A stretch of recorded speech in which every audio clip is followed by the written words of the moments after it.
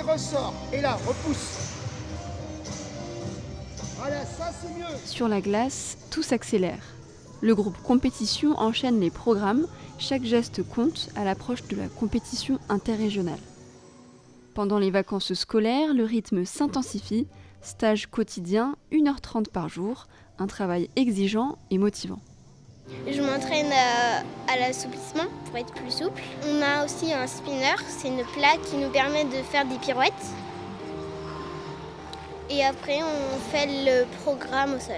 J'ai commencé à faire une année de loisirs, puis je suis passée en détection, c'est avant la compétition, et maintenant je suis en compétition. Ici, rien n'est laissé au hasard, posture, vitesse, synchronisation, chaque détail est analysé. Alors, l'avantage au niveau de cette discipline-là, c'est que c'est très varié.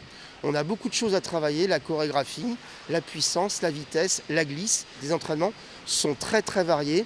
On travaille beaucoup sur l'expression artistique, sur la qualité de patinage, sur les sauts, sur les pirouettes, sur les slides. Dans le patinage artistique communément parlant, vous avez différentes disciplines. La danse sur glace, le patinage artistique.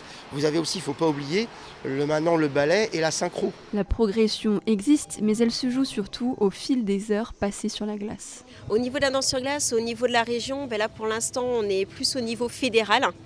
On est vraiment resté sur la région en elle-même. Pour l'instant, voilà, on essaye de développer un peu plus parce que bon, voilà, c'est vrai que là, on a repris le club, donc c'est un petit peu plus nouveau.